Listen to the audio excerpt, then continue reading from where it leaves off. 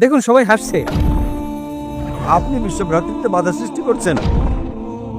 আমার আরও একটি ভুল ধারণা দূর করে দিন। যদি আমি আপনার প্রশ্নের উত্তর দেই তো ডাক্তার সাহেবকে আমার সালাম আলাইকুম। মনোজ কেদার আমার নাম, আমি চাকরি করি। মোন্তাকুদ্দিন শেখ নামে আমার এক বন্ধু, সে আমাকে এখানে নিয়ে এসছে। তো আমি এটা জানতে চাই যে হিন্দু মুসলমান, যেমন আমি বুদ্ধিস্ট, যেমন শিখ খ্রিস্টান, কেননা আমরা এক হয়ে যাই? কারণ আমি মানবতার সবচেয়ে বড় ধর্ম জানি। ভাই বললেন যে আপনি বুদ্ধিস্ট, আর জিজ্ঞেস করলেন যে কেন আমরা হিন্দু মুসলিম শিখ খ্রিস্টান বুদ্ধিস্ট এক হই না। ভাই সাহেব, আমি কখনোই বলিনি যে হিন্দু মুসলিম শিখ খ্রিস্টান সবাই এক কিংবা পার্থক্য আছে। কোরআন মজিদে পরিষ্কারভাবে লেখা আছে যে আল্লাহ সুবহানাহু ওয়া তাআলা বলেন, সূরা হুজুরাত সূরা নম্বর 49 আয়াত নম্বর 13, يا أيها الناس إنا خلقناكم من ذكر وأنثى وجعلناكم شعوبا وقبائل لتعارفوا إن أكرمكم عند الله أتقاكم إن الله عليم خبير। হে মানুষ, আমি তোমাদের এক পুরুষ ও এক নারীর জোড়া থেকে বানিয়েছি এবং তোমাদের বিভক্ত করেছি, ভাগ করেছি বিভিন্ন গোত্র এবং বংশে, যাতে তোমরা একে অন্যকে চিনতে পারো। এমন না যে একে অন্যকে ঘৃণা করবে। এবং তোমাদের মধ্যে সবচেয়ে উত্তম হলো সেই ব্যক্তি যে আল্লাহর প্রতি ঈমান এনেছে, যে খোদাভীতি রাখে, যে পরেজগার। কোরআন মাজিদে স্পষ্টভাবে বলা হয়েছে যে সকল মানুষ এক। আল্লাহ সুবহানাহু ওয়া তাআলা মানুষকে বড় কিংবা ছোট বানান নাই আর্থিক দিক দিয়ে, লিঙ্গের দিক দিয়ে, বর্ণের দিক দিয়ে, জন্মগতভাবে। কিন্তু বলা হয়েছে সবচেয়ে উত্তম হলো সেই ব্যক্তি যার রয়েছে তাকওয়া, যে পরেজগার। আমরা মানি যে সমগ্র মানব জাতি এক পুরুষ ও এক নারীর জোড়া থেকে সৃষ্টি হয়েছে। আমাদের পরপর একদম প্রথম দাদা দাদি এক ছিলেন। তো ওই দিক থেকে তো আমরা আত্মীয়, যাকে আমরা বলি চির ভ্রাতৃত্ব। আমরা ভাই বোন, আর আমরা চাই যে পরস্পরে একতা হয়ে আমরা, যদি যিনি আমাদের মালিক, আমাদের সৃষ্টিকর্তা, আমি শুধু এটা বলি যে আমরা কমপক্ষে মেনে নেই যে কমপক্ষে একটা গ্রন্থ হচ্ছে খোদার গ্রন্থ। কোনো মুসলিম বা অমুসলিমের বিন্দুমাত্র সন্দেহ থাকবে না এটা মানতে যে কমপক্ষে একটা গ্রন্থ আল্লাহর পক্ষ থেকে। হিন্দু বলবে বেদ আল্লাহর পক্ষ থেকে, খ্রিস্টান বলবে বাইবেল আল্লাহর পক্ষ থেকে, মুসলমান বলবে কোরআন আল্লাহর পক্ষ থেকে। এই জন্য আমি বলি যে বিরোধপূর্ণ বিষয় আছে তা আমরা পরে মীমাংসা করব, সঠিক না ভুল পরে আলোচনা করব। কমপক্ষে যে বিষয়টা একই রকম লেখা আছে এই ধর্মগ্রন্থগুলোতে, কমপক্ষে সেটা তো শতভাগ বাস্তবায়ন করি। আর যখন আমরা পড়ে দেখি যে সকল ধর্মগ্রন্থ এটা বলে যে খোদা এক, সেই খোদার কোনো পুতুল নেই, কোনো প্রতিমা নেই, কোনো ছবি নেই, কোনো ফটোগ্রাফ নেই, কোনো চিত্র নেই, কোনো মূর্তি নেই, আর আমাদের শুধু তারই ইবাদত করতে হবে এবং তার সাথে কাউকে শরীক করা যাবে না। এই গ্রন্থগুলোতে এটাও লেখা আছে, বেদ হোক, বাইবেল হোক, কোরআন হোক, তাতে লেখা আছে যে খোদা এক এবং তার শেষ পয়গম্বর মুহাম্মদ সাল্লাল্লাহু আলাইহি সাল্লাম। তো আমি বলি, কেন আমরা সকল মানুষেরা যারা ধর্মে বিশ্বাসী, যারা খোদায় বিশ্বাসী, কেন এটা আমরা অঙ্গীকার করি না যে কমপক্ষে এই বিষয়টা যা সকল ধর্মগ্রন্থগুলোতে এক, সেটা তো বাস্তবায়ন করি, পরে না ভ্রাতৃত্ব হবে। আমরা কমপক্ষে এই অঙ্গীকার করি যে আমরা এক খোদা ব্যতীত কারো ইবাদত করব না। এই অঙ্গীকার করি যে শেষ পয়গম্বর মুহাম্মদ সাল্লাল্লাহু আলাইহি সাল্লামকে, তার কথা অনুসরণ করি, পরে না ভ্রাতৃত্ব হবে। তো ভ্রাতৃত্ব গড়ে তোলার জন্য কমপক্ষে একতার উপর তো আমল করি। ভাই সাহেব, আপনি বুঝছেন কি বলছি?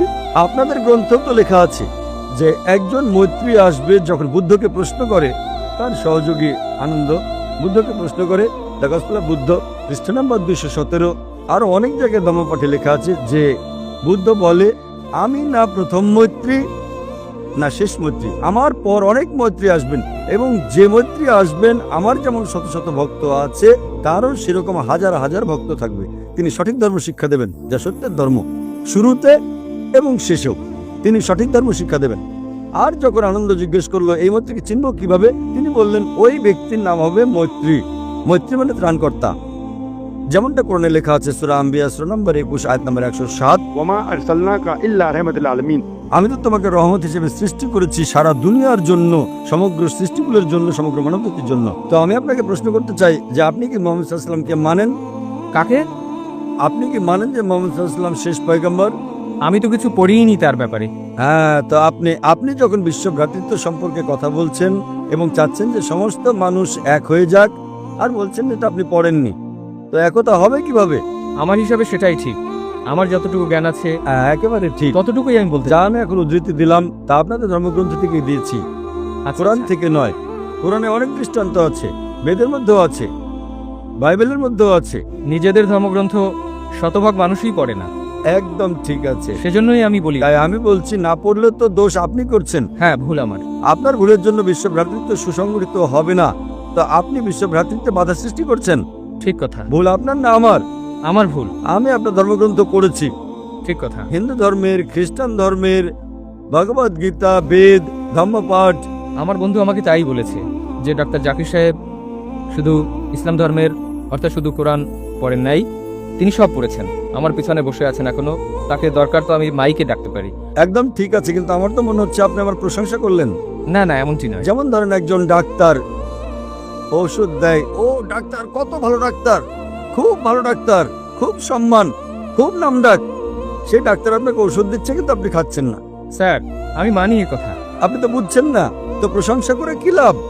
ডাক্তার আপনাকে পরীক্ষা নিরীক্ষা করে ওষুধ দিচ্ছে, খুব ভালো ডাক্তার, খুব সুনাম, এত ভালো, খুব প্রশংসা করলেন, কিন্তু ওষুধ না খেলে আপনার চিকিৎসা কি করে হবে? ঠিক কথা। তো আপনাকে বলি, বিশ্ব ভ্রাতৃত্বের চিকিৎসা আমি দিচ্ছি। আপনি মানেন যে খোদা এক এবং সেই খোদা ছাড়া কোনো মাবুদ নেই, তাকে ছাড়া আর কারো ইবাদত করা যাবে না, এবং মানেন যে শেষ পয়গম্বর মুহাম্মদ সাল্লাল্লাহু সাল্লাম, তো এটাই চিকিৎসার শুরু আপনার। আপনি তো চান আপনার চিকিৎসা এবং বাকি মানুষের চিকিৎসা হোক। আমার আরো একটি ভুল ধারণা দূর করে দিন। হ্যাঁ, ইনশাল্লাহ, একটা নয় দুটো দূর করে দেবো। 18 বছর আগে জি হ্যাঁ। যখন দ্বন্দ্ব হয়েছিল হিন্দু মুসলিম, আচ্ছা, এমন কেন হলো? হিন্দু মুসলমান দ্বন্দ্ব কেন হয়? একদম। হিন্দু খ্রিস্টান বা শেখ মুসলিম এমনটা কেন হয় না? যদি আমি আপনার প্রশ্নের উত্তর দেই তো তাহলে আমার জানা থাকবে। জানা থাকবে, কিন্তু আমার উপদেশ তো আপনি অনুসরণ করবেন নাকি ফিরে গিয়ে আবার ওষুধ ফেলে দেবেন? না না, অনুসরণ করব।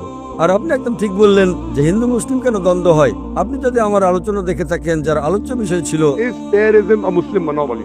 সন্ত্রাস কি মুসলিমদের একচেটিয়া সম্পদ, তাতে আমি এটা প্রমাণ করেছি যে যারা অপবাদ লাগায় যে মুসলিমরা সন্ত্রাসী, তারা একেবারে ভুল। কিছু লোকে হয়তো অন্যায় কাজ করেছে, এটা প্রমাণ করেছি যে আপনি 100-200 বছর আগে দেখবেন, কয়েকশো বছর আগে মুসলিমরা আসলে খুব কম সন্ত্রাসী হামলা করেছে, সব করেছে অমুসলিমরা। কিন্তু আমি এই আলোচনায় বলেছি যে সন্ত্রাস যা আছে, এই সন্ত্রাসী ব্যবসা হচ্ছে রাজনীতিবিদদের। কেন? কারণ রাজনীতিবিদরা চায় ভোট ব্যাংক, তারা ভোট ব্যাংক চায়। যদি আমি ভোট চাই, তাহলে আমি কি করব? এমন একটা পরিবেশ সৃষ্টি করব যাতে ভোট ভাগ হয়। আপনারা জানেন কত হাঙ্গামা হয়েছে বোম্বেতে, গুজরাটে, বাবরি মসজিদের। আমার মতে এই হাঙ্গামার কোনো প্রয়োজনই নেই। আমার মতে মুসলমানরা সাধারণত এই দেশে, মুসলমান এবং হিন্দু, আলহামদুলিল্লাহ সুম্মা আলহামদুলিল্লাহ, সুখে শান্তিতে বসবাস করতে পারে, করছিল, করছে। কিন্তু এই যে রাজনীতিবিদ, তারা চায় ভোট ব্যাংক, এবং ভোট ব্যাংকের জন্য তারা যে কাউকে বিক্রি করতে পারে, নিজের ধর্মকেও নিজের খোদাকেও। এই কথা ঠিক। যে কোনো রাজনীতিবিদ, যে কোনো ধর্মের, সব কিছু বেচতে পারে, কিছু হয়তো ছাড় দিতে পারে, 5% সিট যাচ্ছে, সব বিক্রি করে দেবে। এবং আপনারা দেখেছেন এই দেশে, হিন্দুস্তানে সবচেয়ে বেশি যদি ধর্ম বিষয়ক কোনো হাঙ্গামা হয়, তা হিন্দুস্তানে হয়েছে। কেন? কেননা 60 বছর আগে ব্রিটিশ, ইংরেজরা এই দেশে রাজত্ব করত। সেটা কিভাবে? তাদের একটা নীতি ছিল divide and rule. Divide and rule, ইংরেজ তো চলে গেছে, কিন্তু তাদের নীতিটা এখানে রেখে গেছে। আমাদের হিন্দুস্তানের রাজনীতিবিদগণ ওই নীতি অবলম্বন করছেন, ডিভাইড অ্যান্ড রুল, ভাগ করো, ভোট ব্যাংক অর্জন করো এবং শাসন করো। এই বাবরি মসজিদের ইস্যু ছিলই না। কি ইস্যু ছিল? রাজনীতিবিদরা ইস্যু বানিয়েছে। কেউ জানতোই না বাবরি মসজিদের ব্যাপারে আগে, কিছু লোক জানতো, তারা ইস্যু বানালো, কারণ ভোট ব্যাংক। সাধারণ জনগণ শান্তি চায়, তারা ভাবে যে কি পাবো হাঙ্গামা করে, কিন্তু এই সাধারণ জনগণকে উস্কানি দিচ্ছে রাজনীতিবিদগণ।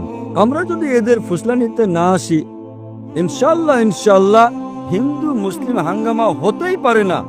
আপনি আমাকে বলেন, এত যে মানুষ, এই যে লক্ষাধিক লোক, আপনার ভয় লাগছে এখানে? না না, একদম না। মাশাআল্লাহ, এত লোক, যদি আপনি কোরআনের বিরুদ্ধে কিছু বলেন, আমার বিরুদ্ধেও কিছু বলেন, একটা লোক আপনার বিরুদ্ধে আঙ্গুল তুলবে না। না আমরা উঠাতে দেব, না কেউ উঠাবে। এটাই হচ্ছে আমাদের ধর্ম। সাধারণত আপনারা দেখবেন ধর্মীয় কোনো আলোচনা যখন হয়, অনেক প্রশ্নোত্তর পর্ব হয়। আমি অনেক আলোচনায় গেছি হিন্দু ধর্মগুরুদের, খ্রিস্টান ধর্মগুরুদের, প্রশ্ন করার সুযোগই তারা দেয় না। না, দেয় না। প্রশ্ন হবে তো ঘরে। আরে কেন ভাই, যদি আপনি আলোচনা করেন তো আমার অধিকার আছে আপনার কথায় একমত হওয়ার বা আপনার কথা না মানার। ওনাদের ভয় যে জনসমক্ষে প্রশ্ন করা হলে তাদের ভাণ্ড খুলে যাবে। এটা আমারও জানা আছে যে প্রশ্নোত্তর পর্ব হলে আমারও ভাণ্ড খুলে যাবে, কিন্তু আমার ভাণ্ড পরিষ্কার। إن الدين عند الله الإسلام. আমাদের ভাণ্ড পরিষ্কার। শুধু এই ধর্ম, আল্লাহ তাআলা বলেন সূরা আলে ইমরান সূরা নম্বর 3 আয়াত নম্বর 19, إن الدين عند الله الإسلام. শুধু সেই ধর্ম যা আল্লাহ তাআলার কাছে গ্রহণযোগ্য, তা হচ্ছে খোদার ইচ্ছা অনুযায়ী তুমি চলো। এবং যতই আপনি প্রশ্ন করবেন তত আপনার বিশ্বাস বাড়বে যে এটা সত্য ধর্ম। আমরা যদি অঙ্গীকার করি যে রাজনীতিবিদরা যে উস্কানি দেয় সেই উস্কানিতে আমরা আসবো না, ইনশাআল্লাহ শান্তি থাকবে। চাই হিন্দু মুসলিমদের কথা মানুক বা না মানুক, মুসলিমরা হিন্দুদের কথা মানুক বা না মানুক, ইসলামে কখনো বাধ্যবাধকতা নেই। কোরআনে স্পষ্টভাবে লেখা আছে সূরা আনাম সূরা নম্বর 6 আয়াত নম্বর 108 যে তুমি তাদেরকে গালি দিও না যারা আল্লাহ ব্যতীত অন্য কারো ইবাদত করে, তা না হলে অজ্ঞতাবশত তারাও আল্লাহকে গালি দেবে। আমাদের অন্য ধর্মের যে মাবুদ তাদের গালি দেওয়ার অধিকার কারো নেই, আমরা শুধু বোঝাতে পারি। তা আমার মতে এই দাঙ্গা ফ্যাসাদ এর অধিকাংশ মানে 99% আমার মতে করে রাজনীতিবিদরা, সেটা আমেরিকা হোক বা ইউকেতে হোক অথবা ইন্ডিয়ায় হোক। যদি আমরা তাদের ফুসলানিতে না আসি, এমন রাজনীতিবিদ তৈরি হবে, আমরা এমন একটা পরিবেশ তৈরি করব, সত্যের জন্য ভোট দেখ বা না দেখ ইনশাআল্লাহ সুখ থাকবে এবং শান্তি থাকবে, আর আমরা একে অন্যের সাথে সদ্ব্যবহার করতে পারবো। আশা করি উত্তরটা পেয়েছেন। ধন্যবাদ। নমস্কার স্যার, আমার নাম অঙ্কুর ফার্নেস, আমি পেশা ইঞ্জিনিয়ার। যেমনটা আপনি বিজ্ঞানসম্মত যুক্তি দেন, যে আপনি বিজ্ঞানসম্মত দৃষ্টান্ত দেন আপনার উত্তরে, আপনি উত্তর দিচ্ছেন বিজ্ঞান মতে, দৃষ্টান্ত দিয়ে অর্থ বিজ্ঞান মতে আপনি প্রমাণ করেন। আমি এই প্রশ্ন করতে চাই, যেমন আপনি বলছেন যে 4খানা গ্রন্থ বা বলেন তো কোরআন আল্লাহ লিখেছেন, তো এর শুধু দুটি দিকই হতে পারে। আল্লাহ লেখেন অর্থ স্বয়ং আল্লাহ লেখেন, ঠিক? হয়তো আল্লাহ রজনীশ ওশোর মতো জমিনে আসছেন এই গ্রন্থ লিখতে, কিংবা তিনি স্বর্গ হতে কাউকে পাঠিয়ে থাকবেন, নিজে লিখে স্বর্গে বসে লিখে কাউকে পাঠিয়ে থাকবেন। আপনি কি বলতে পারেন উভয়ের মধ্যে কোনটি সঠিক হবে? ভাই সাহেব একটা প্রশ্ন করলেন যে যদি এটা আল্লাহর কিতাব হয়, আল্লাহ তার লেখক হন, যদি লেখেন তা আল্লাহ কি নিজে পৃথিবীতে এসে লিখেছিলেন না স্বর্গ থেকে লিখে পাঠিয়েছেন? আপনার এই প্রশ্নটা একদম অহেতুক, কেননা ইসলাম সম্পর্কে আপনার পূর্ণ জ্ঞান নেই। যখন আমরা বলি যে এটা আল্লাহর কিতাব বলছি, তো কিতাবের দুটো মানে আছে আরবিতে, একটা হচ্ছে বই আর একটা হচ্ছে ওহি, যার মানে ঐশী বাণী। আপনি বলছেন না কিতাবের দুটো মানে, একটা মানে হচ্ছে বই আর একটা মানে ওহি, ইংরেজিতে বলবেন রেভেলেশন। তো আমি যখন বলি কিতাব, তা ওহি রূপে এসে কিতাব হয়েছে। এজন্য আমরা বলি, যখন আমরা বলছি যে 4খানা কিতাবে আমাদের বিশ্বাস আছে, তাওরাত, জবুর, ইনজিল আর কোরআন। তাওরাত হচ্ছে সেই কিতাব যা আল্লাহ তাআলা নাজিল করেন মুসা আলাইহিস সালামের প্রতি, মানে ওহির মাধ্যমে। আমরা বিশ্বাস করি ঐশী বাণীতে, সুতরাং আল্লাহ ওহির মাধ্যমে নাজিল করেন তার পয়গম্বরগণের প্রতি। আল্লাহ তাআলা কিতাব লিখতে তার নিজের আসার কোনো প্রয়োজন নেই। আল্লাহ তাআলা কি করেন? আল্লাহ তাআলা মানুষের মধ্য থেকে একজনকে বাছাই করে নেন আর তার সাথে এক উচ্চ পর্যায়ে যোগাযোগ করেন। আপনি বুঝছেন তো? আজ আমার কথা বলার জন্য আমেরিকা যাওয়ার কোনো প্রয়োজন নেই, ফোনে কথা বলতে পারি ভাইয়ের সাথে। আমি এটা বলছি না যে আল্লাহ তাআলা ফোনের মাধ্যমে কোরআন নাজিল করেন, ভুল বুঝবেন না। ফোন তো এখন এসেছে, আল্লাহ তাআলার যোগাযোগ হচ্ছে ফোনের চেয়ে উপরে। আমরা যখন ফোনে কথা বলতে পারি, তো আল্লাহর আসার দরকারটা কি? আমার যদি কোনো খবর আমেরিকায় পৌঁছাতে হয়, তো নিচে যাওয়ার কোনো প্রয়োজন নেই, ফোনে বলতে পারি কিনা? ইমেল আছে, ফ্যাক্স আছে। আল্লাহ তাআলা মানুষের চেয়ে বহু গুণে, গুণ কি মানুষের সাথে তুলনাই করা যায় না, এটা বলাও ভুল। আল্লাহ তাআলার স্তর একটা ভিন্ন স্তর। আল্লাহ তাআলা ওহির মাধ্যমে, উচ্চ পর্যায়ে যোগাযোগের মাধ্যমে, ওহির মাধ্যমে তার পয়গম্বরগণের কাছে বার্তা পৌঁছে দেন। উদাহরণস্বরূপ কোরআন কিভাবে কিতাব রূপে আসে? আল্লাহ তাআলা ওহির মাধ্যমে নাজিল করেন মুহাম্মদ সাল্লাল্লাহু আলাইহি ওয়াসাল্লামের কাছে, আর তিনি তা পুনরাবৃত্তি করেন যখন তিনি পড়তেন। কেননা আল্লাহর রাসূল, শেষ রাসূল মুহাম্মদ সাল্লাল্লাহু আলাইহি ওয়াসাল্লাম নিরক্ষর ছিলেন, না লিখতে পারতেন না পড়তে পারতেন। তিনি ডাকতেন তার সাহাবাগণকে, এসো লেখো ইকরা, তো লিখতেন। পড়ো বিসমিল্লাহির রহমানির রহিম, পড়ো বিসমিল্লাহির রহমানির রহিম। তো তিনি নিজের মুখে বলতেন, মানুষে যখন লিখতেন বলতেন পড়ো, আর তিনি শুনে বলতেন ঠিক আছে। এইভাবে ধীরে ধীরে ধীরে 22 বছর, 22.5 বছরে এই কোরআন নাজিল হয়েছে। একসাথে লেখা, স্বর্গ থেকে পাঠানো বা কুদরতের মাধ্যমে লেখা এটা হয়নি। প্রশ্নোত্তর পর্ব কেউ আল্লাহ রাসূলকে জিজ্ঞেস করে যে উদাহরণস্বরূপ সূরা বাকারা সূরা নম্বর 2 আয়াত নম্বর 219, তারা যখন মদ সম্পর্কে জিজ্ঞেস করে তো উপর থেকে ওহী আসে। তারা যখন জিজ্ঞেস করে মদ সম্পর্কে বলে দাও যে মদে ক্ষতি আছে লাভও আছে, ক্ষতি লাভের চেয়ে বেশি। প্রশ্নোত্তর। এইভাবে ধীরে ধীরে ধীরে 22.5 বছরে কোরআন নাজিল হয়। যখনই নাজিল হতো তিনি তার সাথীদের সাহাবাদের বলতেন এবং তারা লিখতেন, তিনি শুনতেন, ঠিক আছে। এইভাবে 23 বছরে আস্তে আস্তে লেখককে বলি হিন্দিতে, তার চেয়ে ভালো আরবিতে আমরা বলি যে এটা আল্লাহর কালাম, মানে তিনি নিজে লেখেননি, তিনি অথার। আপনি বুঝছেন তো? অথার মানে তিনি উদ্ভাবক, কোরআন তার মাধ্যমে উদ্ভাবন হয়। তার মানে এই না যে তিনি নিজে লিখেছেন কলম দিয়ে। তিনি অথার মানে এই গ্রন্থ কোরআন, এটা ওহী ঐশীবাণী পাঠান আল্লাহ সুবহানাহু ওয়া তাআলা তার পয়গম্বরদের কাছে, তারপর বই পরিণত হয়। আশা করি উত্তরটা পেয়েছেন।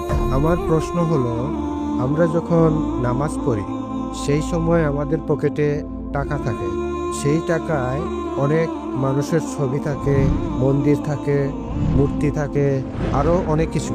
এমন টাকা পকেটে থাকলে আমাদের কি নামাজ হবে? ভাই প্রশ্ন করলেন যে বেশিরভাগ লোকের নামাজ পড়ার সময় পকেটে টাকার নোট থাকে, আর প্রায় সবগুলো নোটে বিভিন্ন ছবি থাকে, ফটোগ্রাফ বা মানুষের ছবি। নামাজ পড়ার সময় টাকা থাকে পকেটের ভেতরে, মানি ব্যাগে, এই অবস্থায় সে নামাজ পড়ে। এটা কি শিরক? এ ব্যাপার নিয়ে চিন্তা করছেন, এটা কি হারাম? নামাজ পড়ার সময় পকেটে টাকা থাকা, এখন কোনো মূর্তিকে প্রণাম করা হারাম, টাকাটা মাথার সামনে রেখে তারপর যদি সিজদা দিলেন তাহলে সেটা হারাম। অথবা টাকাটা বুকের উপর রেখে নামাজ পড়লেন, এটা হারাম। কিন্তু টাকা যদি পকেটে রাখেন, এই পকেট কিন্তু পেছনের দিকে, সাধারণত পেছনে রাখেন, কিন্তু নিয়ত থাকাই গুরুত্বপূর্ণ নয়। টাকাটা মাথার সামনে রাখলেন কিন্তু সেটা ইবাদত করা, এটা নিয়ত না, তারপরও সেটা হারাম। বলছেন এই মূর্তিকে প্রণাম করা আমার উদ্দেশ্য না, তারপরে করছেন, সেটা হারাম। নিয়ত গুরুত্বপূর্ণ, তবে তার পাশাপাশি কাজটাও গুরুত্বপূর্ণ। কিন্তু যদি টাকা রাখেন মানি ব্যাগে, বেশিরভাগ ক্ষেত্রে থাকবে পেছনে, পেছন দিকে কি ইবাদত করবে? ঠিক 1 নম্বর পয়েন্ট, এটা থাকে পেছনে। বুক পকেটে থাকলে হার্টের কাছাকাছি থাকবে। টাকা যদি না দেখা যায় তাহলে কোনো সমস্যা নেই। অনেক সময় হতে পারে কেউ হয়তো টাকা রাখলো বুক পকেটে, তারপর সে যখন সিজদা দিল তখন টাকাটা পড়ে গেল। এমন সময় শুধু সাবধান থাকবেন, টাকা তুলে পকেটে রাখবেন, সমস্যা নেই। এমন না যে নড়তে পারবেন না। আপনার সামনে ভুল কোনো কিছু হলে কেউ আপনার সামনে দিয়ে গেলে তাকে থামাতে পারেন। হাদিস বলছে দরকার হলে জোর করে থামাও। ঠিক, যদি এরকম কোনো কিছু হয়, হতে পারে পকেটে ছিল আর সিজদার সময় পড়ে গেল একটা ফটোগ্রাফ, এবার প্যান্টের পকেটে রাখেন যেন আর না পড়ে, তাহলে প্রত্যেক সিজদায় আপনাকে ওঠানামা করতে হবে, একটু সাবধান থাকবেন। যদি এমনিতে আপনার পকেটে থাকে তাহলে কোনো সমস্যা নেই, শিরক হবে না, আপনি ভালোভাবে নামাজ পড়তে পারবেন। তবে টাকাটা যেন আপনার সামনে না থাকে, দেখা না যায়, পকেটে রাখেন, শার্টের অথবা প্যান্টের, সমস্যা নেই। আশা করি উত্তরটা পেয়েছেন। গুড ইভিনিং সবাইকে। আমার নাম কেলভিন এবং আমি একজন প্রহরী। আজ আমি এখানে এসেছি কারণ আমার 6টি সন্দেহ রয়েছে, যেগুলো আমি বিশ্বাস করি যদি আমি এগুলো সঠিক জবাব পাই, আমি প্রস্তুত আছি ধর্মান্তরিত হতে এবং ইসলাম কবুল করতে।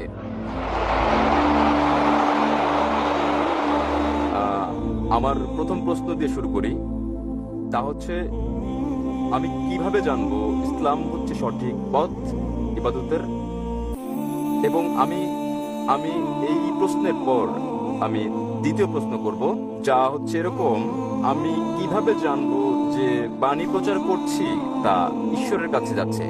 ওকে, আমার তৃতীয় প্রশ্ন হচ্ছে, যখন থেকে আমি ডাক্তার জাকির নায়েকের কথা শুনছি, আপনি আগেই বলেছেন এবং আপনি প্রচার করেছেন কোনো পথ নেই জান্নাতে যাওয়ার মুসাকে দেয়া নির্দেশনা কঠোরভাবে মেনে চলা ছাড়া। বর্তমান বিশ্বে মিডিয়ার সঙ্গে চ্যালেঞ্জ রয়েছে, আমাদের জীবনে যা আসে তা সবটাই আপনি জানেন। বর্তমান দিনে কিভাবে আমরা এই নিয়ম মেনে চলি এবং ঈশ্বর কি আপনাকে ক্ষমা করবেন যদি আপনি বারংবার ভুল করেন ও ক্ষমা চান? ভাই দুভাগে প্রশ্ন করতে চান, 6টি প্রশ্ন করতে চান। প্রথম 3টি প্রশ্ন ভাই করে ফেলেছেন। কেমন করে আমি জানবো যে ইসলামে ইবাদত করা সঠিক? এটা বোঝা যেতে পারে ইসলামে কিভাবে আমরা ইবাদত করি সেটা কি ঠিক, অথবা এটা বোঝাতে পারেন যে ইসলাম কি সঠিক ধর্ম। আপনি কি বোঝাতে চান? আপনি জানতে চান কোনটা ইসলামে ইবাদতের ধারণা সম্পর্কে, সেটা কি ঠিক নাকি? ইসলাম কি ইবাদতের জন্য সঠিক ধর্ম? ভাই প্রথমে যে প্রশ্ন করেছেন তিনি জানতে চান কিভাবে তিনি জানবেন যে ইসলাম সঠিক ধর্ম আমাদের অনুসরণের জন্য, এবং দ্বিতীয় অংশ একই রকম, আমরা কিভাবে জানবো যে ইসলাম একমাত্র সত্যি। Yes sir. এবং তৃতীয়টি হচ্ছে, তিনি বলেছেন, আমার একটা লেকচারে বলা হয়েছে, যীশু খ্রিস্ট তার প্রশান্ত পরিষদ বলেছেন, যদি আপনি জান্নাতে যেতে চান আপনাকে সব নির্দেশনা মানতে হবে এবং তাওরাতে উল্লেখিত সকল নিয়মের অনুসরণ করতে হবে। কিভাবে এই যুগে আমরা তাওরাতের সব নিয়ম মেনে চলি আমি চেষ্টা করবো প্রথম দুটো প্রশ্নের জবাব একসঙ্গে দিতে। কি করে আপনি জানবেন যে ইসলাম সঠিক ধর্ম ইবাদতের জন্য, এবং কি করে আপনি জানবেন যে ইসলাম একমাত্র সত্যি? ইসলাম এসেছে আরবি শব্দ সালাম থেকে, যার মানে শান্তি। এটা আরো এসেছে আরবি শব্দ সিলম থেকে, যার মানে আল্লাহর কাছে নিজের ইচ্ছাকে সমর্পণ করা। ইসলাম মানে সর্বশক্তিমান ঈশ্বরের কাছে নিজের ইচ্ছাকে সমর্পণ করে শান্তি অর্জন করা। এবং কোন গ্রন্থের দাবি যে সেটা ঈশ্বরের বাণী, যে কোনো ধর্মকে প্রমাণ দিতে যে এটা সর্বশক্তিমান ঈশ্বরের কাছ থেকে এসেছে, এই বই, এই গ্রন্থ, এই ধর্মকে সময়ের পরীক্ষায় উত্তীর্ণ হতে হবে। অতীতে সেটা ছিল অলৌকিকতার যুগ, এবং মহিমান্বিতকরণ হচ্ছে অলৌকিকের অলৌকিক। পরে আসলো সাহিত্য এবং কাব্যের যুগ। মুসলিম ও অমুসলিম আরব পণ্ডিতেরা একই সুরে তারা দাবি করলেন যে মহিমান্বিত কোরআন ছিল পৃথিবীর বুকে সবচেয়ে ভালো আরবি সাহিত্য। তবে বর্তমানে যদি কোনো ধর্মগ্রন্থ কাব্যিক ঢঙে বলে যে পৃথিবী সমতল, আধুনিক দুনিয়াকে তা গ্রহণ করবে? খুবই স্বাভাবিক না, কারণ বর্তমান হচ্ছে বিজ্ঞান ও প্রযুক্তির যুগ। তাহলে যদি আপনি এই পরীক্ষাটা করেন বিজ্ঞান ও প্রযুক্তির, বর্তমান সময়ে ধর্মগ্রন্থ সমূহের যেগুলো আমাদের কাছে আছে, বিশ্বের বিভিন্ন ধর্মের সকল ধর্মগ্রন্থ পরীক্ষায় ফেল করেছে কোরআন ছাড়া। আর আমি লেকচার দিয়েছি কোরআন ও আধুনিক বিজ্ঞান সাংঘর্ষিক নাকি সামঞ্জস্যপূর্ণ বিষয়ের উপর। আমার সময় এখানে হবে না প্রশ্নোত্তর পর্বে সম্পূর্ণ লেকচার দেওয়ার। তবে আমি উল্লেখ করতে চাই, অ্যালবার্ট আইনস্টাইন বলেছেন, প্রখ্যাত বিজ্ঞানী ও নোবেল পুরস্কার বিজয়ী, যে ধর্ম ছাড়া বিজ্ঞান পঙ্গু এবং ধর্ম বিজ্ঞান ছাড়া অন্ধ। আমি আপনাদের মনে করিয়ে দিচ্ছি, মহিমান্বিত কোরআন কোনো বিজ্ঞানের গ্রন্থ নয়, SCIENCE, বরং এটা একটা নিদর্শনের গ্রন্থ, SIGNS, এবং এতে 6000-এর বেশি নিদর্শন রয়েছে। মহিমান্বিত কোরআনে 6000-এর বেশি আয়াত আছে, যার মধ্যে 1000-এর বেশি আয়াত বিজ্ঞান নিয়ে বলেছে। যদি আপনি তুলনা করেন বৈজ্ঞানিক সত্যগুলো যা আমরা জানতে পেরেছি, আমরা দেখতে পাই যে বিজ্ঞান যা সম্প্রতি আবিষ্কার করেছে, হতে পারে 50 বছর আগে, 100 বছর আগে, 200 বছর আগে, 400 বছর আগে, মহিমান্বিত কোরআন তা উল্লেখ করেছে 1400 বছর আগে। কোরআনে বিশ্ব সৃষ্টি সম্পর্কে বলা হয়েছে সূরা আম্বিয়া 21 আয়াত নম্বর 30, যা বিগ ব্যাং সম্পর্কে বিজ্ঞানীরা জেনেছেন কিছুদিন আগে। তারা 50 বছর আগে আবিষ্কার করেছেন, তা কোরআনে উল্লেখ করা হয়েছে 1400 বছর আগে। আমরা জেনেছি যে পৃথিবীর বর্তুলাকার, যখন 1577 সালে স্যার ফ্রান্সিস ড্রেক জাহাজে করে পৃথিবী ভ্রমণ করেন। পবিত্র কোরআন বলছে সূরা নাজিয়াত অধ্যায় নম্বর 79 আয়াত নম্বর 30, আমি পৃথিবীকে ডিম্বাকৃতি বানিয়েছি। والأرض بعد ذلك دحاها। উট পাখির ডিমের কথা বলা হয়েছে, এবং আমরা জানি উট পাখির ডিম ডিম্বাকৃতিক হয়। আমরা আগে ভাবতাম যে চাঁদের আলো তার নিজস্ব আলো। সম্প্রতি জানতে পেরেছি 100 বছর আগে, 200 বছর আগে, 300 বছর আগে, যে চাঁদের আলো প্রতিফলিত আলো তার নিজস্ব আলো নয়। এই কথা কোরআনে উল্লেখ করা হয়েছে 1400 বছর আগে সূরা ফুরকান অধ্যায় নম্বর 25 আয়াত নম্বর 61-তে। তাহলে কে সব তথ্য কোরআনে উল্লেখ করতে পারেন যা আমরা সম্প্রতি জানতে পেরেছি? আগে যখন আমি পড়তাম স্কুলে, আমি শিখেছিলাম যে সূর্য ঘুরে কিন্তু আবর্তিত হয় না এর নিজ কক্ষে। কোরআনে উল্লেখ আছে সূরা আম্বিয়া অধ্যায় 21 আয়াত নম্বর 33, সূর্য ঘোরার পাশাপাশি নিজ কক্ষে আবর্তনও করে। আজ বিজ্ঞান জানতে পেরেছে যে সূর্য ঘোরে, এছাড়াও নিজ কক্ষে আবর্তন করে, যা কোরআনে উল্লেখ করা হয়েছে 1400 বছর আগে।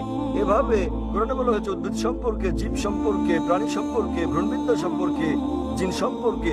এসব আমরা সম্প্রতি জেনেছি বিজ্ঞানে 50 বছর আগে, 100 বছর আগে, 300 বছর আগে, 500 বছর আগে। তাই যদি আপনি আজ বিজ্ঞানের এই পরীক্ষা চালান সকল ধর্মগ্রন্থের উপর, কেবল যে ধর্মগ্রন্থটি এতে উত্তীর্ণ হবে সেটি হচ্ছে পবিত্র কোরআন।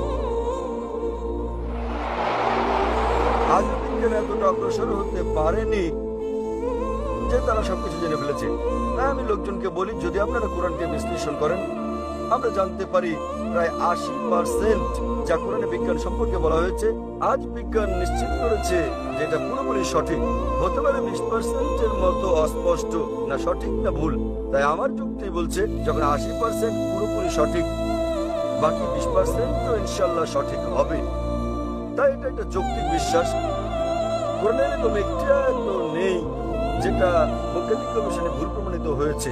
কোনো হাইপোথিসিস থাকতে পারে যা কোরআনের সঙ্গে সংগতিপূর্ণ নয়, কিন্তু কোরআনে এরকম একটি আয়াত নেই যা কোনো বৈজ্ঞানিক গবেষণায় ভুল প্রমাণিত হয়েছে। তাই এর উপর ভিত্তি করে যদি আপনি এই পরীক্ষা চালান যে কোনো ধর্মগ্রন্থে, কেবল যে ধর্মগ্রন্থটি এই পরীক্ষায় উত্তীর্ণ হয় তা হচ্ছে ইসলাম ও কোরআন। আমি বলেছিলাম কোরআনের একটা আয়াত পাঠ করে সূরা ইসরা থেকে অধ্যায় নম্বর 17 আয়াত 81 যাতে বলা হয়েছে, وقل جاء الحق وزهق الباطل إن الباطل كان زهوقا। বলো সত্য এসে গেছে এবং মিথ্যা বিলুপ্ত হয়ে গেছে। আসলে মিথ্যা তার প্রকৃতিগত কারণে বিলুপ্ত হবে। তাহলে আপনি পরীক্ষা চালালে কেবল যে ধর্মটি পরীক্ষায় উত্তীর্ণ হয় একমাত্র সত্য ধর্ম যা বিকৃত নয়, সেজন্য উইলিয়াম মুর বলেন কেবল যে ধর্মগ্রন্থ তিনি বলেছিলেন 200 বছর আগে ইসলামের সমালোচক হিসেবে, কেবল যে ধর্মগ্রন্থটি যেটি বিকৃত করা হয়নি এবং যেটি বিশুদ্ধতা রক্ষা করেছে 1400 বছর ধরে, সেটি হচ্ছে পবিত্র কোরআন। তাই এইসব তথ্যের উপর ভিত্তি করে কেবল যে ধর্মের কথা আমরা ভাবতে পারি, আমরা বুঝতে পারি এবং বিশ্বাস করতে পারি যা সত্য এবং সঠিক, সেটা কোরআন। আপনার দ্বিতীয় প্রশ্ন নিয়ে বলি যে আমি আমার লেকচারে বলেছি যীশু খ্রিস্ট তারপর শান্তি পরিষদ বলেছেন যে আপনাদের ওল্ড টেস্টামেন্টের এই উপদেশ অনুসরণ করতে হবে। আমি বাইবেলের উদ্ধৃতি দিয়েছি গসপেল অফ ম্যাথিউ অধ্যায় নম্বর 5 অনুচ্ছেদ নম্বর 17 থেকে 20, যেখানে যীশু খ্রিস্ট তারপর শান্তি পরিষদ বলেছেন যে যতক্ষণ পর্যন্ত তোমার ন্যায়পরায়ণতা ধর্মগুরু ও ফরিসীদের ন্যায়পরায়ণতাকে অতিক্রম না করে কোনোভাবে কোনো উপায়ে তুমি স্বর্গরাজ্যে যেতে পারবে না।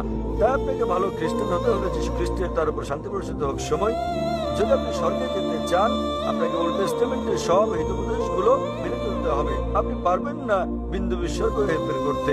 যদি তা করেন তাহলে আপনাকে স্বর্গরাজ্যে রাখা হবে না। তাহলে বাইবেলের এই অনুচ্ছেদের উপর ভিত্তি করে গসপেল অফ ম্যাথিউ অধ্যায় নম্বর 5 অনুচ্ছেদ 17 থেকে 20 আপনাকে মানতে হবে প্রতিটি আইন ওল্ড টেস্টামেন্টের।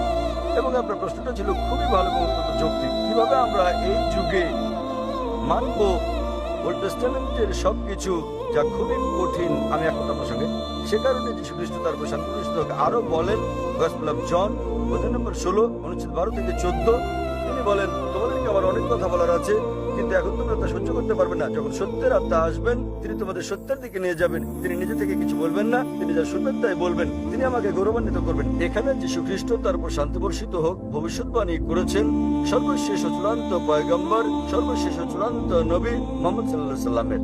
অর্থাৎ যখন তিনি আসবেন তিনি তোমাদের সব সত্যের দিকে নিয়ে যাবেন। তার মানে যীশু খ্রিস্ট তার উপর শান্তি বর্ষিত হোক জানতেন বাইবেলে যা বর্ণিত আছে তা সবকিছু অনুসরণ করা যাবে না। পরবর্তীকালে হতে পারে কয়েক শতাব্দী পর, সেজন্য তিনি বলেছেন যখন সত্যের আত্মা আসবেন তিনি তোমাদের সত্যের দিকে নিয়ে যাবেন। নবী মুহাম্মদ সাল্লাল্লাহু আলাইহি সাল্লাম সম্পর্কে বলেছেন। তাই শেষ সময়ে হতে পারে অনুসরণ করা সম্ভব ছিল উল্লেখিত বিধিনিষেধগুলো ওল্ড টেস্টামেন্টের এবং নিউ টেস্টামেন্টের, কিন্তু যীশু খ্রিস্ট তার উপর শান্তি বর্ষিত হোক বলেছেন যখন সর্বশেষ ও চূড়ান্ত নবী মুহাম্মদ সাল্লাল্লাহু আলাইহি সাল্লাম আসবেন তোমরা তাকে মেনে চলবে। তাই আজও একজন ভালো খ্রিস্টান হতে হলে এক ঈশ্বরে বিশ্বাস করা ছাড়াও নবী মুহাম্মদ সাল্লাল্লাহু আলাইহি সাল্লামকে বিশ্বাস করতে হবে। আশা করি উত্তরটা পেয়েছেন না। এবারে আপনার অপর প্রশ্নটি আসছে খ্রিস্টান পটভূমিতে একটি খ্রিস্টান পরিবার থেকে। কিভাবে আমি আমার পরিবারের সঙ্গে মিশবো যদি আমি ইসলামে দীক্ষিত হই এবং দুটি ভিন্ন বিশ্বাস নিয়ে একই কম্পাউন্ডে কিভাবে থাকবো? ভাই আপনি প্রশ্ন করলেন যে যদি আমি ইসলাম কবুল করি তাহলে কিভাবে আমার পরিবারের সঙ্গে মিশবো দুটো ভিন্ন বিশ্বাস নিয়ে। ভাই আপনি জানেন কিছুটা ওল্ড টেস্টামেন্টের মতো কিছুটা নিউ টেস্টামেন্টের মতো, তথাপিও আপনি একজন খ্রিস্টান আপনি ওল্ড টেস্টামেন্টের নিয়ম পালন করতে পারেন নিউ টেস্টামেন্ট আসার পরেও। ওল্ড টেস্টামেন্ট ও নিউ টেস্টামেন্টের মতো কিছু থাকলে লাস্ট টেস্টামেন্টও আছে।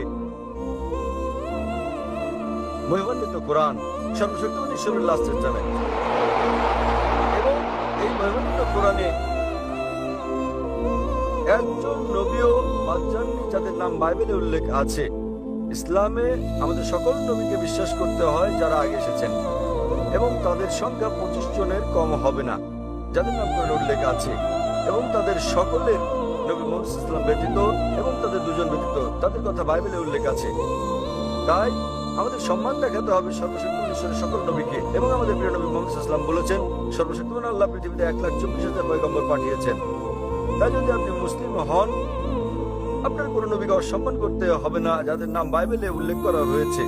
প্রকৃতপক্ষে তাদেরকে আপনার বলতে হবে যীশু খ্রিস্ট তার উপর শান্তি বর্ষিত হোক যা বলেছেন আমি তা পুরোপুরি মেনে চলছি। অন্য খ্রিস্টানরা কি করে তারা অনুসরণ করছে, হতে পারে 80%, হতে পারে 90, হতে পারে 50%। তাদেরকে আপনার বলা উচিত গসপেল অফ জনের 16 নম্বর অধ্যায় 12 থেকে 14 অনুচ্ছেদে যা বলা হয়েছে তোমাদেরকে আমার অনেক কিছু বলার আছে কিন্তু এখন তোমরা সহ্য করতে পারবে না। যখন সত্যের আত্মা আসবেন তিনি তোমাদের সব সত্যের দিকে নিয়ে যাবেন।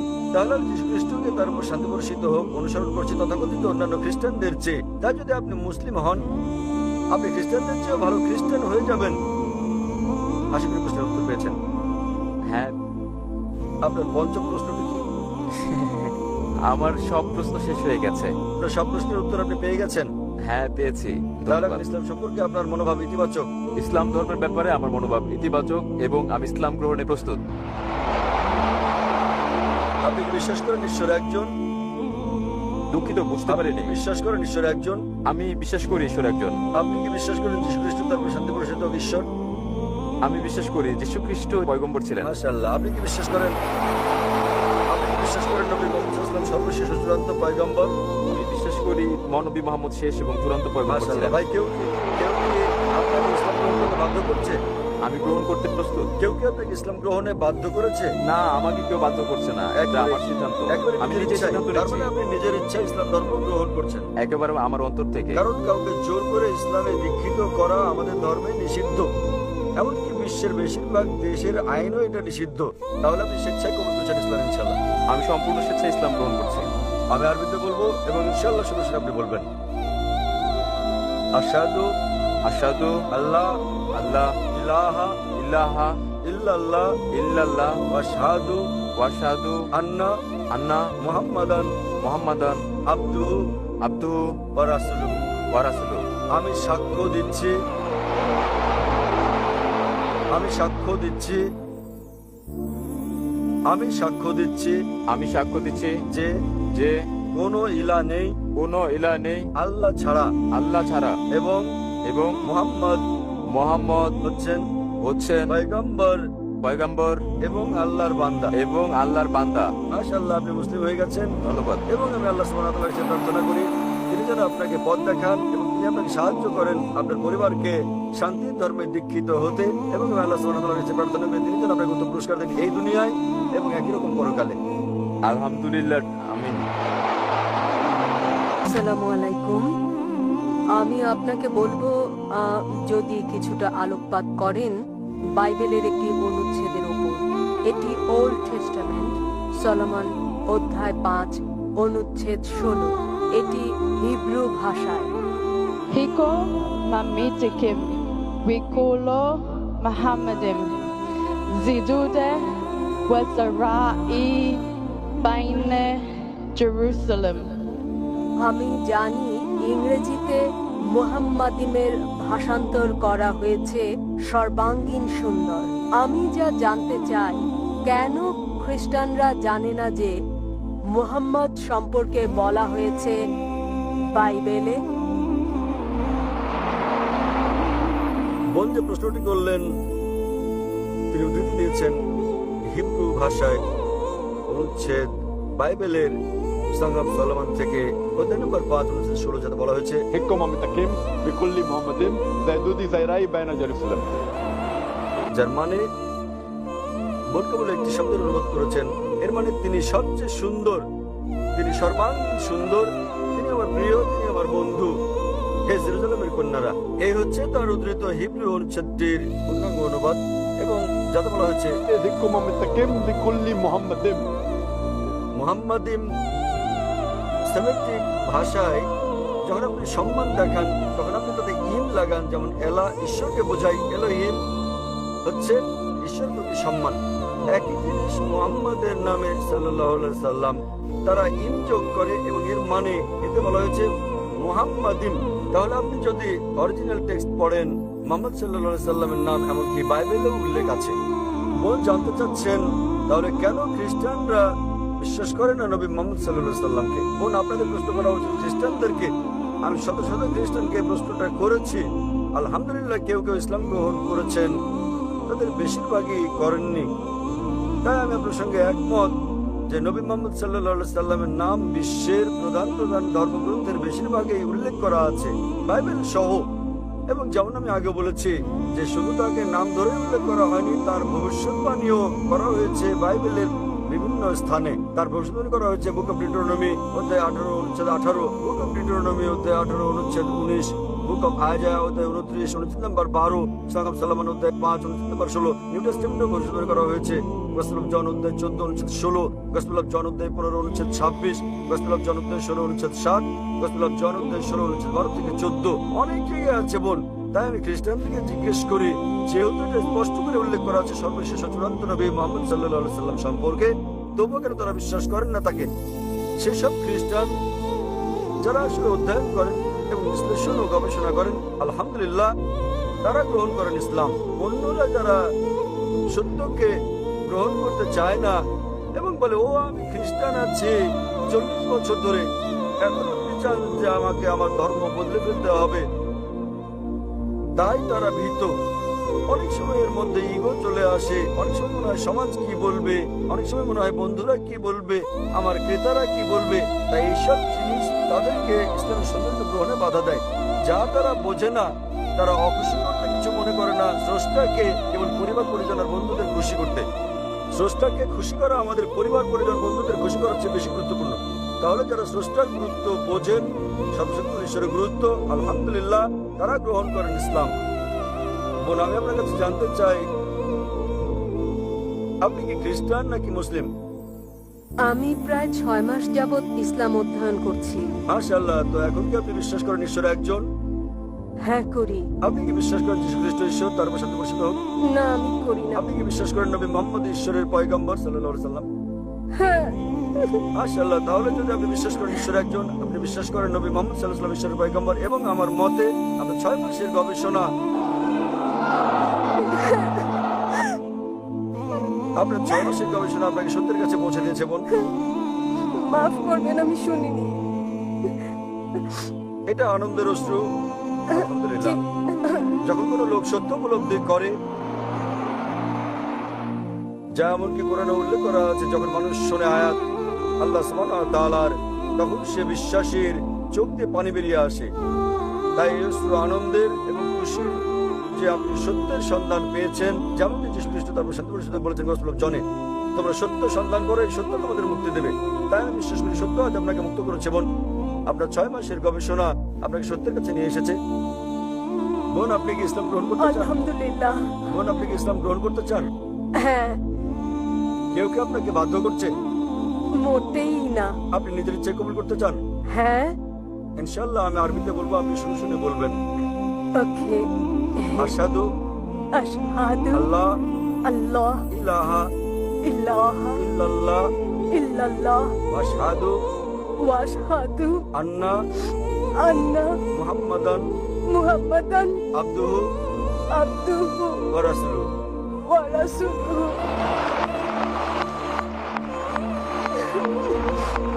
আমি সাক্ষ্য দিচ্ছি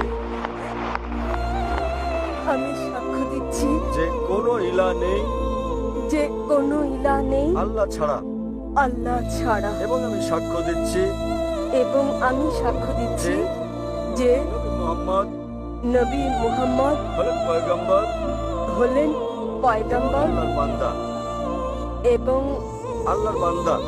আল্লাহর বান্দা। মাশাআল্লাহ, বোন আপনি মুসলিম হয়েছেন, এবং আমি আল্লাহর কাছে দোয়া করি তিনি যেভাবে আপনাকে পথ দেখিয়েছেন সেভাবে আল্লাহ আপনাকে উসিলা করুন অন্য মুসলিমদের ইসলামে আসার জন্য, এবং আমি আল্লাহর কাছে দোয়া করি তিনি যেন আপনাকে এই দুনিয়া ও আখিরাতে কল্যাণ দান করেন এবং আপনাকে জান্নাত দান করেন, প্যারাডাইস ইনশাআল্লাহ।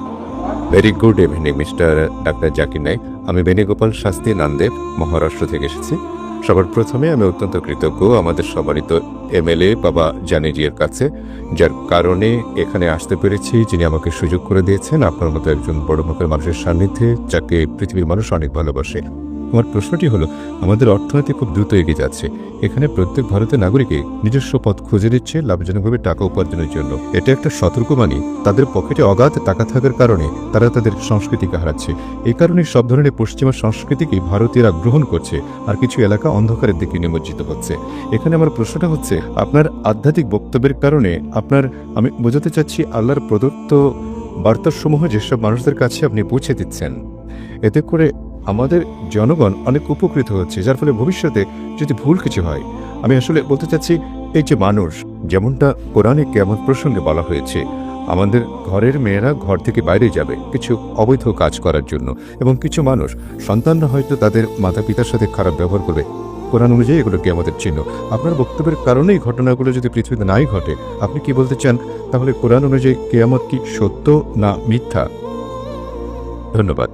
মায় প্রশ্ন করেছেন, পশ্চিমা সংস্কৃতি আমাদের ঘরে আসছে, ভারতে প্রবেশ করছে, ভারতীয়দের রগে রগে মিশে যাচ্ছে এবং যেভাবে কোরআনে লেখা আছে, তিনি বলেছিলেন হাদিসের কথা, অনেক সহিহ হাদিস আছে, আর কিছু কথা কোরআনেও লেখা আছে যে কিয়ামতের দিন শেষ বিচার হবে, আমাদের চূড়ান্ত বিচার হবে, এবং এটা লেখা আছে মহিলাদের আচরণ কেমন হবে, কিভাবে মানুষ পথভ্রষ্ট হবে। তিনি বলেছেন যে আপনার এইসব কথা যেগুলো কোরআন ও হাদিসে লেখা আছে এগুলো ঘটতে বাধা দিচ্ছে, তাহলে এগুলো ঘটবে কি ঘটবে না, এবং যা কোরআনে লেখা আছে ভবিষ্যৎ সম্পর্কে সেগুলো আসলে ঘটবে কি ঘটবে না। ভাই সাহেব, আমি চেষ্টা করে যাচ্ছি, আমি সামান্য একজন মানুষ, নিজেকে আলেম মনে করি না, আমি বলি না যে আমি একজন মাওলানা, আমি তো একজন শিক্ষানবিশ, যেমনটা আল্লাহ রাসূল বলেছেন তাই আমি চেষ্টা করছি আল্লাহ এবং রাসূলের বার্তা এবং ইসলামের বার্তা যেন প্রচার করতে পারি। সামান্য যা জানি তাই প্রচার করে যাচ্ছি, এবং তাই পশ্চিমা টেকনোলজি ব্যবহার করছি, যাকে বলা হয় মিডিয়া। এ প্রসঙ্গে আগামীকাল বলবো। এর ক্ষতি আছে, লাভও আছে, আমাদের ক্ষতিটাকে লাভে পরিণত করতে হবে। আগামীকালে বিষয়ে বলবো media and Islam war or peace, media এবং ইসলাম যুদ্ধ না শান্তি। তাই আমি চেষ্টা করছি যেসব মিডিয়া দ্বারা প্রতিনিয়ত হারাম কাজ হচ্ছে সেগুলোতে হালাল কাজ করার। আমার মতো তুচ্ছ লোকের চেষ্টা, আলহামদুলিল্লাহ সামান্য যে চেষ্টা, তাতে আপনারা দেখছেন কোটি কোটি মানুষ দেখছে, আল্লাহ তাদের হেদায়েত করছেন। কিন্তু যা কিছু কোরআনে লেখা আছে, যা কিছু হাদিসে লেখা আছে, সহিহ হাদিসে, সেগুলো 100% ইনশাআল্লাহ অবশ্যই ঘটবে, ইনশাআল্লাহ।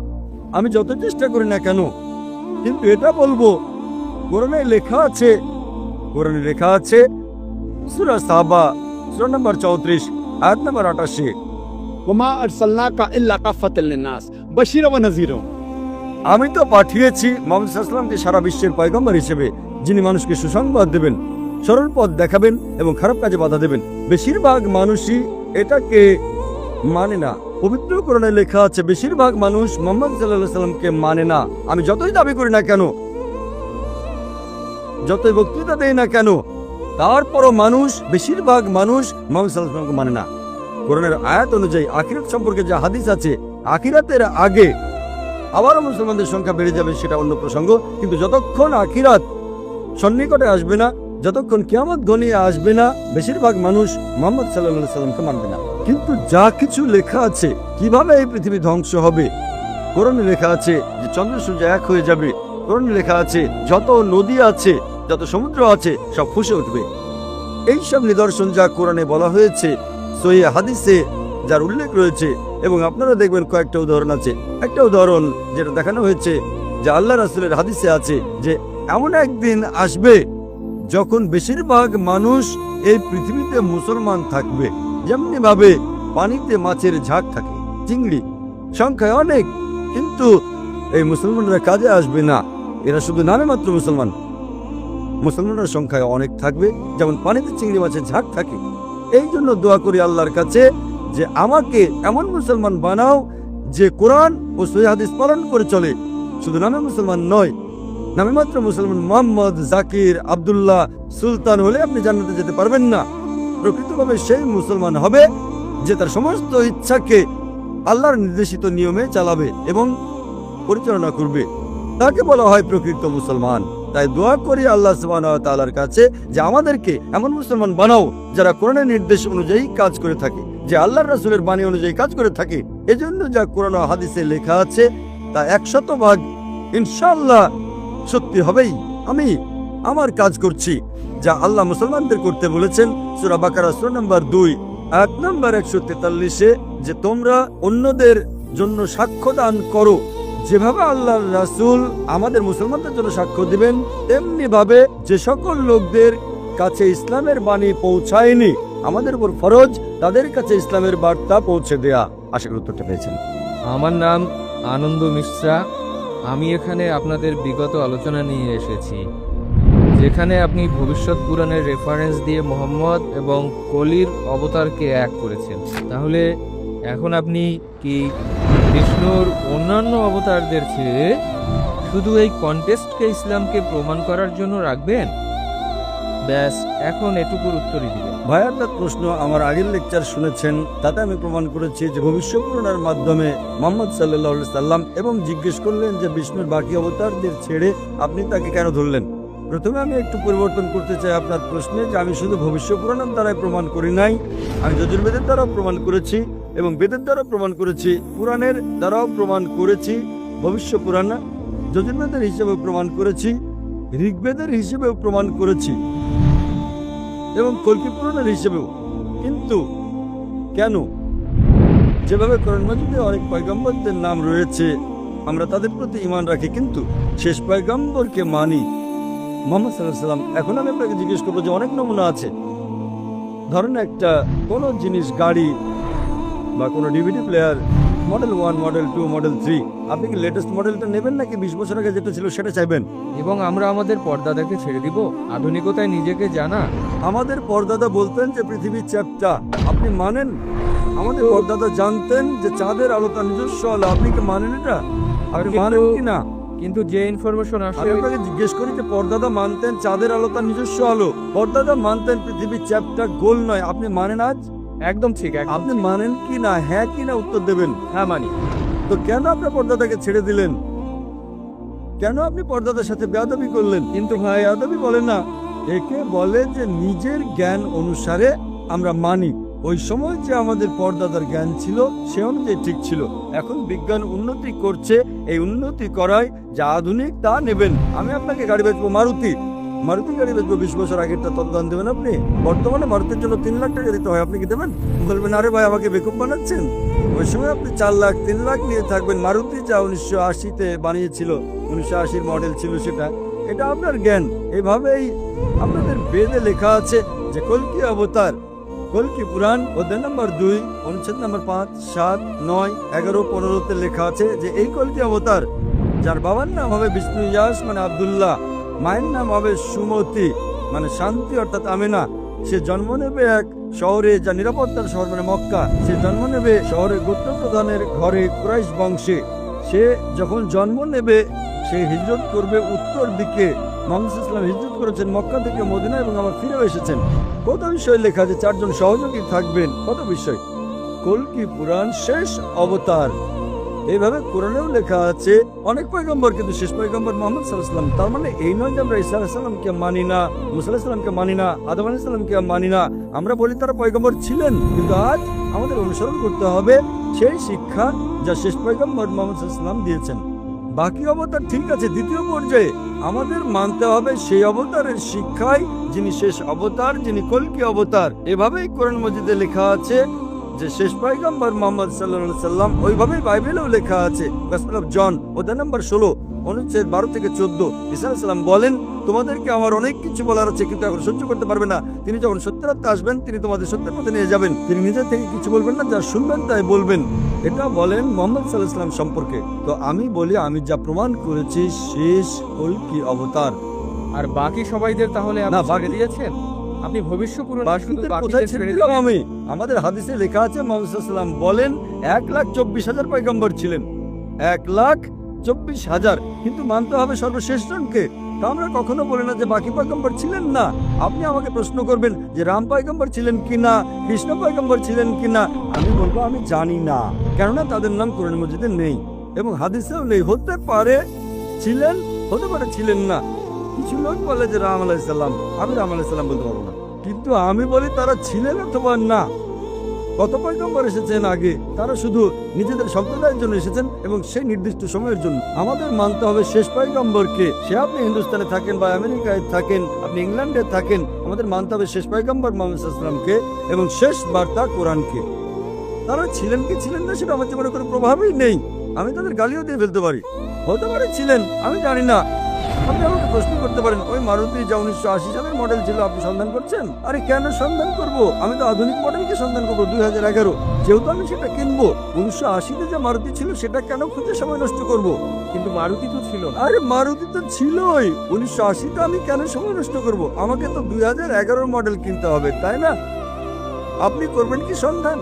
আপনাকে যদি বর্তমানের মারুতি কিনতে হয় 2011-র, তো কি 1980 মডেল খুঁজবেন? আপনি সত্য উত্তর দেবেন, ন্যায়সঙ্গত উত্তর দেবেন, যদি আপনি সঠিক মানুষ হন।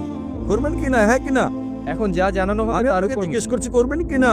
যদি আপনাকে 2011 মডেল কিনতে হয়, আপনি সন্ধান করবেন 1980 মডেল সম্পর্কে। হ্যাঁ, একদম না, একদম না। একেবারেই না। ভেরি গুড, আমি আপনাকে ধন্যবাদ জানাই, আপনি সত্য উত্তর দিয়েছেন। তো এইভাবেই সে ভালো না মন্দ আমার জানা নেই, আমাদের অনুসরণ করতে হবে শেষ পয়গম্বর, এবং আপনারও করা উচিত। সে আপনি মানেন কি না মানেন। আপনি বললেন যে যিশু শুধু ইসরায়েলিদের জন্য এসেছেন আর মুহাম্মদ পুরো মানব জাতির জন্য। আমরা খ্রিস্টান আর মুসলিমরা বিশ্বাস করি যে যিশু আরেকবার আসবেন। সেটা হলে এটা কিভাবে বলবেন যে মুহাম্মদ হলেন শেষ নবী? বোন, আপনি প্রশ্ন করলেন যে যীশু খ্রিস্ট সে সময় এসেছিলেন শুধু ইসরায়েলবাসীদের জন্য আর মোহাম্মদ সাল্লাল্লাহু আলাইহি সাল্লাম পুরো মানব জাতির জন্য। তাহলে যিশু আবার আসবেন কিভাবে? যদি তিনি আবার আসেন মোহাম্মদ সাল্লাল্লাহু আলাইহি সাল্লাম তাহলে শেষ নবী নন। আর আমি একমত বোন যে যীশু খ্রিস্ট এই পৃথিবীতে আবার আসবেন। এ ব্যাপারে সব মিলিয়ে 70টি হাদিস আছে বোন, 70টি জায়গায় সহিহ হাদিস বলছে যে যীশু খ্রিস্ট পৃথিবীতে আবার আসবেন।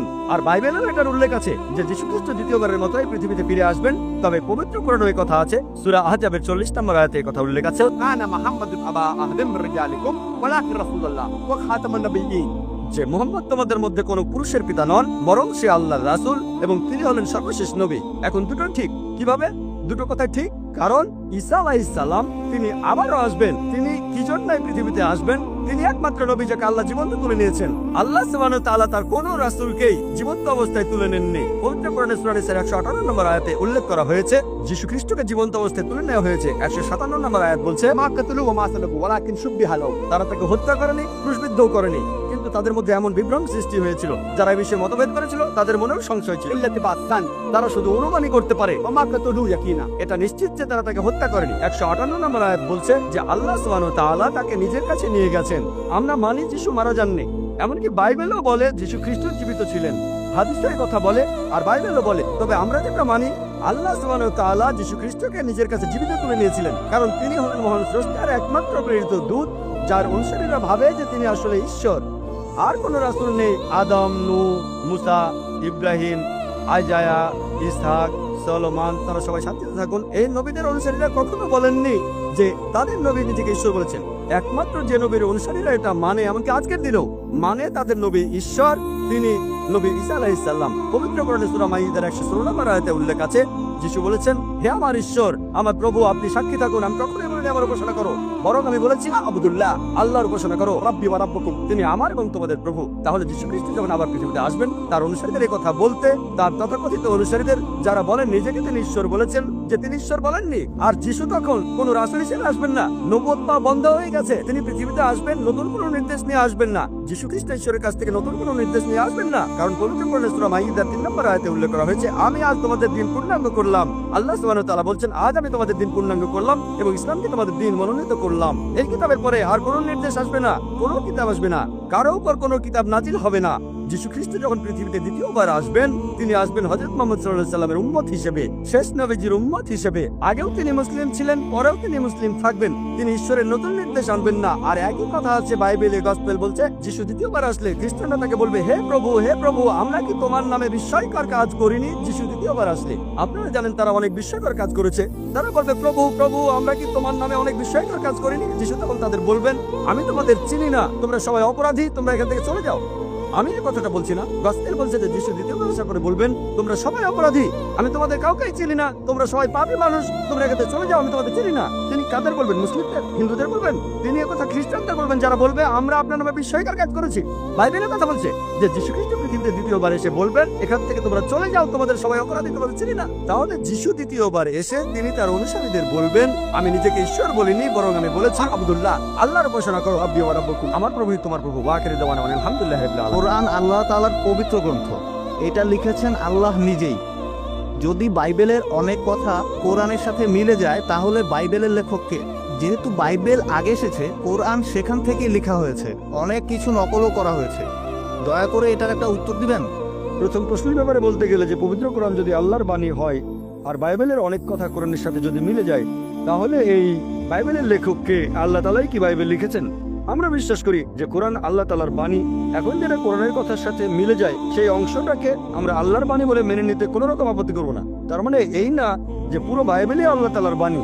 আমরা বিশ্বাস করি যে ইনজিল হলো সেই আসমানি কিতাব যেটা নাজিল করা হয়েছিল যীশু খ্রিস্টের উপর। তবে সেটা ছিল একটা নির্দিষ্ট সময় এবং নির্দিষ্ট জাতির জন্য। আল্লাহ সুবহানাহু ওয়া তাআলা এটাকে সংরক্ষণ করে রাখেননি। কিন্তু কোরআন হলো সর্বশেষ আর চূড়ান্ত আসমানি কিতাব। আল্লাহ কোরআনে বলেছেন সূরা হিজর অধ্যায় নম্বর 15 আয়াত নম্বর 9, আমি কোরআন অবতীর্ণ করেছি এবং অবশ্যই আমি এর সংরক্ষক। তার মানে এই পবিত্র কোরআন হলো ফুরকান, যেটা দিয়ে সঠিক আর বেঠিকের পার্থক্য করা যায়। কোনো কথা কোরআনের সাথে মিলে গেলে আমরা বলবো এই অংশটাকে আল্লাহর বাণী বলে মেনে নিতে আমাদের কোনো আপত্তি নেই। যদি আমাকে জিজ্ঞেস করেন যে এই বাইবেলের লেখক কে, এখনকার দিনের খ্রিস্টান বিশেষজ্ঞরা বলেন যে বাইবেলের বইগুলো লিখেছেন বিভিন্ন লেখক। বাইবেল শব্দটা এসেছে গ্রিক শব্দ বিবলোস থেকে, অনেক বই মিলে একটা বই। বর্তমানের বাইবেল আমার মতে আর বিশেষজ্ঞগণের মতে একটা মিশ্রণ। এখানে কিছু কথা আছে যেগুলো আল্লাহ তাআলার বাণী, তার মানে ইঞ্জিলের ছিটেফোঁটা আছে। এখানে নবী রাসূলগণের কিছু কিছু কথা আছে, এছাড়াও এখানে ঐতিহাসিকদের কথা আছে। একটা মিশ্রণ। কে লিখেছেন? অনেক মানুষও বাইবেলের কিছু অংশ লিখেছে। খ্রিস্টান বিশেষজ্ঞরা বলেছেন জন, ম্যাথিউ, আসলে গসপেল জনের মত অনুযায়ী, গসপেল ম্যাথিউর মত অনুযায়ী, গসপেল লুকের মত অনুযায়ী। আর কোরআন আমাদের বলছে সেই গসপেল যেটা যীশু খ্রিস্টের মত অনুযায়ী। আমরা বিশ্বাস করি ইঞ্জিলে যেটা নাজিল হয়েছিল যীশু খ্রিস্ট বা ঈসা আলাইহিস সালামের উপর, তবে এখনকার বাইবেল পাবেন গসপেল ম্যাথিউর মত অনুযায়ী, গসপেল মার্কের মত অনুযায়ী, গসপেল লুকের মত অনুযায়ী, গসপেল জনের মত অনুযায়ী। আমরা বিশ্বাস করি সেই গসপেলে যেটা যীশু খ্রিস্টের মত অনুযায়ী। এমনকি খ্রিস্টান বিশেষজ্ঞরাও বলেন এই বাইবেল লিখেছে বিভিন্ন মানুষ। তাহলে আমরা পুরো বাইবেলটাকে মানতে পারি না আল্লাহ তাআলার বাণী বলে। এবারে দ্বিতীয় প্রশ্নটা নিয়ে বলি, পৃথিবীতে বাইবেল এসেছে প্রথমে আর কোরআনের কথা বাইবেল থেকে নকল করা হয়েছে। হ্যাঁ, এরকম একটা সম্ভাবনা থাকতে পারে। আরেকটা সম্ভাবনা এরকম, যদি দুটোর মধ্যে সাদৃশ্য থাকে, হয়তো বই দুটোর উৎস একই, তাহলে বাইবেলের কিছু অংশের কথা কোরআনের কথাগুলোর সাথে মিলে যায়। এখন বাইবেলের যে অংশ পবিত্র কোরআনের সাথে মিলে যাচ্ছে সেগুলোর উৎস হয়তো একই, তার মানে আল্লাহ সুবহানাহু ওয়া তাআলা। কিন্তু যদি বলেন যে কোরআন নকল করা হয়েছে, তাহলে একই যুক্তিতে বলা যায় যে যীশু খ্রিস্ট ওল্ড টেস্টামেন্ট থেকে নকল করেছিলেন, তখন খ্রিস্টানরা বলবে না। আমরা বিশ্বাস করি যে আসমানি কিতাবগুলোর মূল কথা সবসময় একই ছিল, তার মানে হচ্ছে তাওহীদ, এক আল্লাহতে বিশ্বাস করা। আসলে মূল কথাটা একই, কিন্তু ভেবে দেখেন বাইবেলের মধ্যে প্রায় কয়েকশো বৈজ্ঞানিক ভুল আছে। আপনি যদি বলেন বাইবেল থেকে নকল করা হয়েছে, আর অনেকে বলেন নাউজুবিল্লাহ যে নবী মুহাম্মদ সাল্লাল্লাহু আলাইহি ওয়াসাল্লাম কথাগুলো বাইবেল থেকে নকল করেছেন, তার মানে নবী মুহাম্মদ সাল্লাল্লাহু আলাইহি ওয়াসাল্লাম বাইবেলের যে কথাগুলো বৈজ্ঞানিক ভুল সেগুলো নেননি, তাহলে তো তিনি বড় বিজ্ঞানী।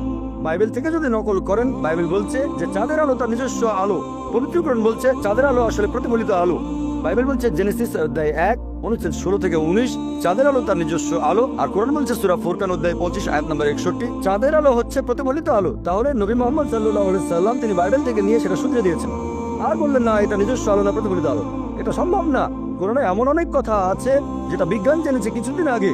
কোরআন সেটা 1400 বছর আগে বলেছে। কোন মানুষের পক্ষে এগুলো লেখা সম্ভব না। কোরআনে যে কথাগুলো আছে কোরআন কখনোই নকল করা হয়নি। এজন্য আমার ভিডিও ক্যাসেট দেখেন বিজ্ঞানের আলোকে কোরআন ও বাইবেল, সেখানে বিস্তারিত জানতে পারবেন। সেখানে আমি প্রমাণ করেছি যে কোরআন বাইবেল থেকে নকল করা হয়নি। কোরআন হচ্ছে ফুরকান, যে মানদণ্ড দিয়ে সঠিক আর বেঠিকের পার্থক্য করবো। আশা করি উত্তরটা পেয়েছেন।